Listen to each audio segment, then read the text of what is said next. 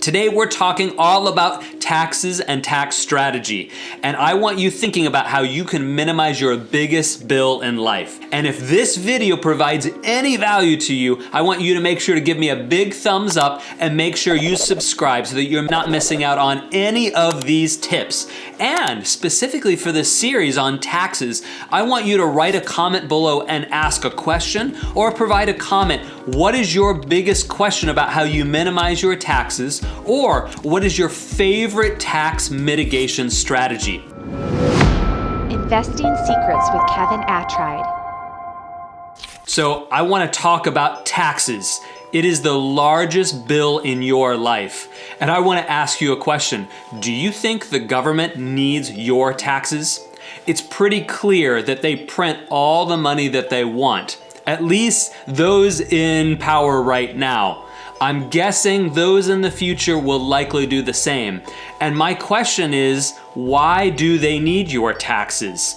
Well, I want you to think about these tax strategies so that you can improve your tax recapture so that you can put it back into your wealth generation engine. And so I'll be clear, I am never telling you to not pay your taxes, but what I am telling you is that you can legally and ethically reduce your taxes to a significant degree by utilizing the incentives the government is giving you already.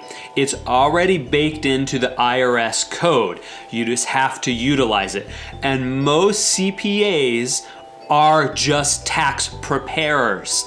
They're not telling you how to maximize these incentives. So we're going to talk through these tax strategies in this series.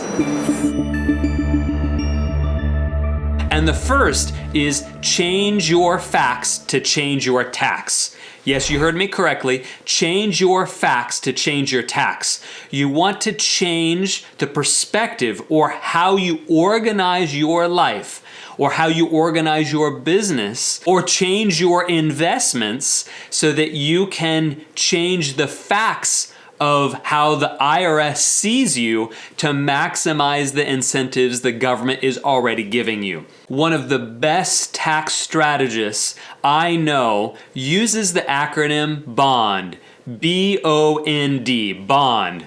The first B stands for business use or purpose. So you want to change your expenses so that they can be of business use or purpose. And you heard correctly, it's a business. If you don't have a business, it's really hard to change your facts. But when you have a business, you can use expenses for business use or a business purpose. And let me give you a specific example. Clothing. This is not just a shirt, this is a uniform. This is what I use to record this video as a uniform for my business. Stop letting the commercial banks take advantage of you. Use infinite banking to compound your savings at a much higher rate by connecting with the experts at Living Wealth. Next is O, which is ordinary or typical. It needs to be routine for your business. So that means I can't fly in a helicopter for pleasure when I record financial videos, unless perhaps I'm interviewing someone of great means and what he is doing. So you need to make sure that you can easily justify the ordinary or typical business use. The next is N, and that stands for necessary.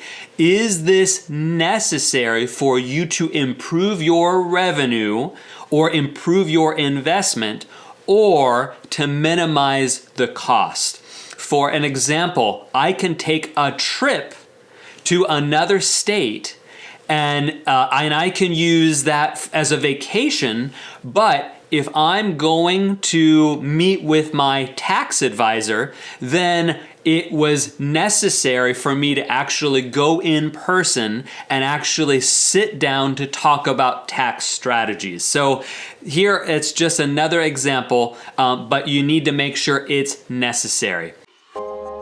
You're likely paying way too much of your hard-earned dollars to the government. Reduce your largest expense in life by utilizing every tax-saving strategy with the experts at Smeed CPA. The last is documentation, or make sure that you're documenting the transaction. The IRS doesn't care about what you said. They want to make sure that you have proof of it. And especially as tax audits can happen for a number of different years, you want to make sure that you have good documentation for previous years when you might actually forget some of the details. So BOND, business use, ordinary, necessary, and documentation. So that's the framework for you to focus on how you can change your facts to change your tax. And stay tuned to the next episode because we're going to talk all about tax-free gains. You're going to want to listen to that next. And if you want a free resource that outlines all of these strategies and the implementation steps, I want you to download my free tax guide by clicking the link below. I want you to experience financial freedom. The information contained in this episode are opinions not to be used as individual guidance. As always, consult your own financial team for your investment decisions.